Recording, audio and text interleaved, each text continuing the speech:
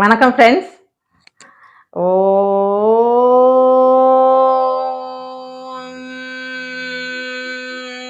நம சிவாய. அன்னை உமையவள் சிவபெருமானை வழிபடணும்னு ஒரு இடத்தை தேர்ந்தெடுத்து வந்து அமர்ந்து சிவனை ஸ்தாபித்தாள். அங்கேயே ஒரு கங்கை தீர்த்தத்தை உருவாக்கி அதனில் நீராடி வந்து சிவபெருமானை வழிபட ஆரம்பித்தாள். அப்படி வழிபட ஆரம்பிக்கும் போது அங்க நந்தியம் பெருமான் வந்து சிவபெருமானை உமையவள் வழிபடுவதற்கு தேவையான அத்துணை உதவிகளையும் அவர் செய்து கொண்டிருந்தார். சிவபெருமானை வணங்கி உமாதேவி பெற்ற ஆசையோடு நந்தியம் பெருமானுக்கு அங்கு சிவபெருமான் ஆசி வழங்கினார். அப்படிப்பட்ட நந்தியம் பெருமான் உதவிய அந்த ஸ்தலத்துக்கு கோ பருவதம் என்றே பெயர் ஏற்பட்டிருக்கிறது. பாருங்க, உமாதேவிக்கு நந்தியன் தேவர் நல்ல உதவிகளை செய்ததுனால அந்த இடத்துக்கே கோ பருவதம் என்று பெயர் ஏற்பட்டிருக்கு. அதோட இல்லாம அம்மைக்கும் ஆதிமுக்தீஸ்வரி அப்படிங்கிற பெயரும் வந்திருக்கு. சரி, இந்த ஆதிமுக்தீஸ்வரி அம்மன் எங்க இருக்காங்க, அந்த கோ பருவதம்ங்கிற ஊர் எங்க இருக்கு அப்படிங்கிறத பத்தி எல்லாம் தான் நாம இந்த பதிவுல பார்க்க போறோம்.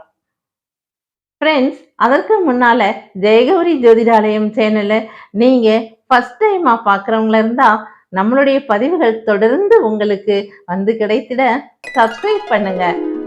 அதே போல பெல் ஐக்கானை கிளிக் பண்ணுங்க, லைக் பண்ணுங்க, ஷேர் பண்ணுங்க. ஃப்ரெண்ட்ஸ், என்னப்பன் சிவபெருமானை பற்றி நாம நமக்கு தெரிந்ததை ஒருவருக்கொருவர் பரிமாறிக்கொள்ளுவோம்.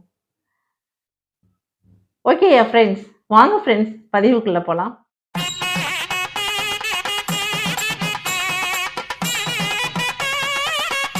அன்னை உமையவள் சிவபெருமானை வழிபடுவதற்காக சிவலிங்கத்தை ஸ்தாபித்து பிரதிஷ்டை செய்து வழிபடும் போது நந்தி தேவர் அவருக்கு தேவையான அத்துணை உதவிகளையும் செய்ததுனால அந்த ஊருக்கு பெயர் கோ பர்வதம்னு வந்திருக்கு அப்படின்னு நான் சொன்னேன் இல்லையா? அந்த கோ பர்வதம்ங்கிற ஊர் தான் இன்னைக்கு கோபுராபுரம் அப்படின்னு அழைக்கப்படுது.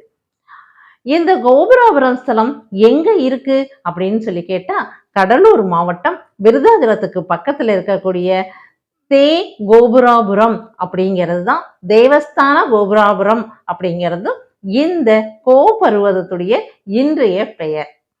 உமாதேவி முதலில் இங்கு வழிபட்டதுனால இங்க ஆதி சக்தீஸ்வரி என்ற பெயருடன் இங்க அருள்பாலிச்சிட்டு இருக்காங்க. என்னப்பன் சிவபெருமானுக்கு ஆதி சக்தீஸ்வரர் என்ற பெயரே அழைக்கப்படுகிறது. அதே போலதான் இந்த இடத்துக்கு, இந்த கோவிலுக்கு பெயரும் ஆதி சக்தீஸ்வரம். எப்படி இருக்கு பாருங்களேன். அன்னை உமையவள் முதலில் வழிபட்டு நமக்காக சிவபெருமானையும் இங்க ஸ்தாபித்து கொடுத்ததுனால எல்லோருமே அந்த இடத்திற்கு ஆதி சக்தீஸ்வரம் என்றே பெயரச்சு அழைச்சிட்டு இருக்காங்க.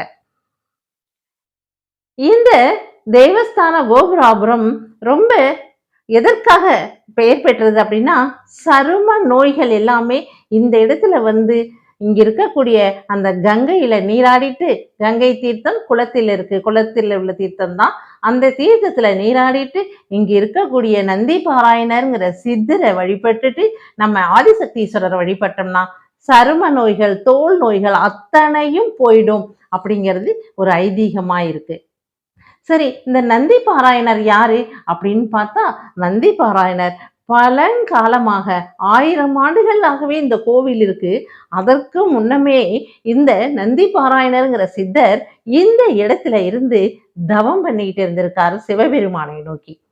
அப்படி சிவபெருமானை நோக்கி தவம் செய்து கொண்டதுல இருந்துகிட்டே இருந்ததுனால அவருக்கு சக்தி அதிகமாயிருக்கு.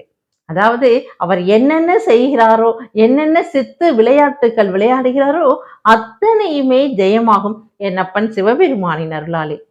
அப்படி இருக்கும்போது ஒரு நாள் அந்த இடத்துல அங்க ஆட்சி புரிந்துகிட்டு இருக்காங்க இல்லையா மன்னர், அவர் வந்து தன்னோட பரிவாரங்களோட அந்த பக்கம் வந்திருக்காரு. வந்திருக்கும் போது இந்த சித்தரையும் பார்த்து வழிபட்டு போயிருக்காரு. அப்படி வழிபடும் போது அப்ப ஒரு வார்த்தை இந்த ஊர் மக்கள் சொல்லியிருக்காங்க, சித்தர் வந்து மிகவும் சக்தி வாய்ந்தவர், அவர்கிட்ட என்ன நினைச்சாலும் என்ன சொன்னாலும் அது அப்படியே நமக்கு நல்லதாகவே நடக்கும் அப்படின்னு எல்லாம் சித்தரை பத்தி புகழ்ந்து மன்னர்கிட்ட சொல்லியிருக்காங்க. உடனே அந்த மன்னர் என்ன சொல்லியிருக்காரு, சரி அப்படியா, சரி அப்படின்னா என் கூட வந்திருக்க அத்தனை பரிவாரங்களையும் நீ இங்க இப்ப நித்திரையில ஆழ்த்தணும், அதாவது தூங்க வைக்கணும் அப்படின்னு சொல்லியிருக்காரு. அடுத்த நிமிஷம், அடுத்த நொடினே வச்சுக்கோங்களேன், அவர் கூட வந்த பரிவாரங்கள் அத்தனையுமே தூங்கிட்டாங்க, நித்திரையில் ஆழ்ந்துட்டாங்க. இதை பார்த்து அந்த மன்னருக்கே ஒரே ஆச்சரியம், அதனோட ஒரு பயமும் கூட வந்து விட்டது.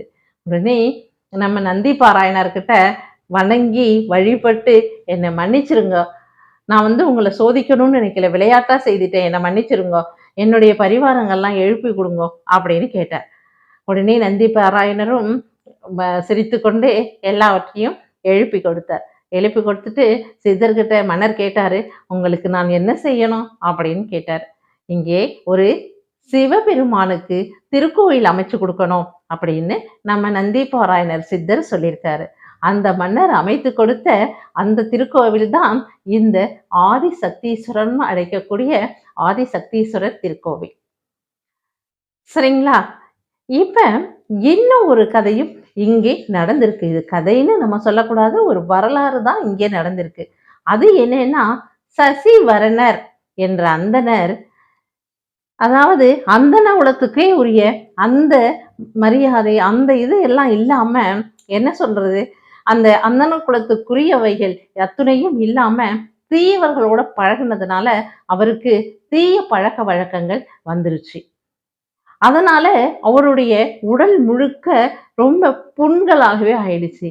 உடல் முழுக்க தோல் நோய்களும் வந்துருச்சு. சொல்லுவாங்க இல்லையா, சேருவரோடு சேரணும்னு சொல்லிட்டு, இவர் சேரத்தகாதவரோடு சேர்ந்ததுனால எந்த குலத்தில் பிறந்தால் என்னங்க, சேரத்தகாதவர்களோடு சேர்ந்து அவருக்கு உடல் முழுக்க தோல் நோயும் ஒரு கையையே இழக்கக்கூடிய சூழ்நிலையும் வந்துருச்சு. அதனால அவரு என்ன செய்யறதுனே தெரியாம எல்லாராலையும் ஒதுக்கி வச்சுட்டாங்க. ஒதுக்கி வைக்கப்பட்டு ரொம்ப கஷ்டப்பட்டுட்டு இருந்தாங்க. அப்ப இந்த நம்ம நந்தி பாராயணரை கேள்விப்பட்டு இங்கே சித்தர்கிட்ட என்னை எப்படியாவது காப்பாற்றி கொடுங்க, என்னால இந்த அவஸ்தைய அனுபவிக்க முடியல அப்படின்னு காலில் விழுந்து கெஞ்சி கூத்தாடி தன்னுடைய நோயை நீக்கி தருமாறு நந்தி பாராயணர் சித்தர்கிட்ட கேட்டிருக்காரு. உடனே அவரும், வேற ஒன்றும் நீ செய்ய வேண்டாம், நீங்க போய் அந்த குளத்துல, கங்கை தீர்த்தமா இருக்கு இல்லையா, அந்த குளத்துல நீங்க நீராடிட்டு எழுந்து நீங்க ஆதிசக்தீஸ்வரரை வழிபடுங்க, தானா எல்லாம் சரியாகிடும் அப்படின்னு சொல்லியிருக்காரு. உடனே நம்ம இந்த சசிவர்ணர் இருக்கார் இல்லையா, இவ்வளவு நோய்வாய்ப்பட்டு நடக்க முடியாமல் இருக்கக்கூடியவரு ஒரு கையை வேற எழுந்துட்டாரா. அவர் போய் கங்கை தீர்த்தத்துல போய் அந்த குளம், கங்கை குளம் இருக்கு இல்லைங்களா, அந்த குளத்துல நீராடிட்டு ஏந்திருந்து நம்ம நந்தி பாராயணரை நோக்கி வழிபட ஆரம்பிச்சார்.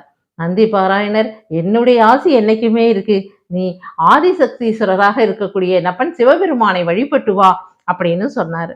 அதே போல அவர் வழிபட்டு வரும்போது அவருக்கு எல்லா விதமான தோல் நோய்களும் குணமாகி அவருடைய இழந்த கையும் திரும்ப வந்துருச்சு நம்ம ஆதிசக்தீஸ்வரரால. இதெல்லாம் யாரால நடந்தது அப்படின்னா நம்ம நந்தி பாராயண சித்தர் அவர்களால நடந்தது இல்லையா. அதனால இருவரும் சேர்ந்தே அந்த இடத்தில் தவம் செஞ்சிருக்காங்க, மக்களுக்கெல்லாம் வழிகாட்டியிருக்காங்க. அதனால என்னப்பன் சிவபெருமான் மனம் குளிர்ந்து அங்க அவர்களுக்கு உமாதேவியுடன் காட்சி அளித்திருக்காரு. ஆதிசக்தீஸ்வரர் ஆதிசக்தீஸ்வரியுடன் சேர்ந்து ஆதிசக்தீஸ்வரத்தில் அருள்பாலிச்சிருக்காரு.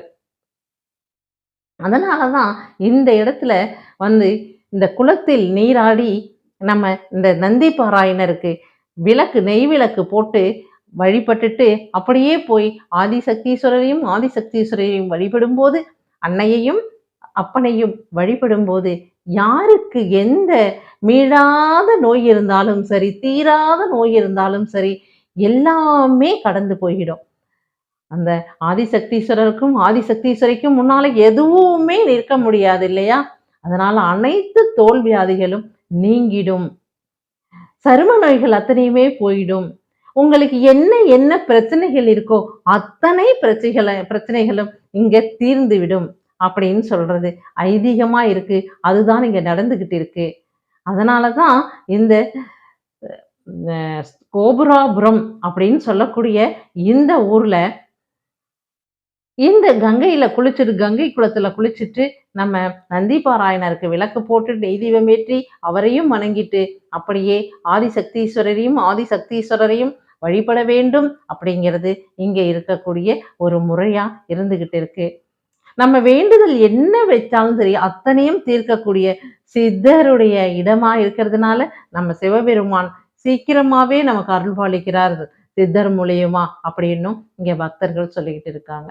ஃப்ரெண்ட்ஸ், யாருக்காவது ஏதாவது தேவை ஏற்பட்டால், அதாவது தோல் நோய் போன்றோ இல்ல தீராத நோய்கள் இருந்தாலோ நீங்கள் இந்த நந்தி பாராயணரையும் ஆதிசக்தீஸ்வரரையும் வழிபட்டு அத்துணை துன்பங்களிலிருந்தும் எல்லோரும் நீங்கி எல்லோரும் நன்னா இருக்கணும் அப்படின்னு சொல்லி வேண்டிட்டு வாங்க ஃப்ரெண்ட்ஸ். நாமும் அதைத்தான் செய்துட்டு வந்திருக்கோம். எல்லோரும் நல்லா இருப்போம். ஓகே ஃப்ரெண்ட்ஸ், நம்ம அடுத்த பதிவில் பார்ப்போம். பாய்.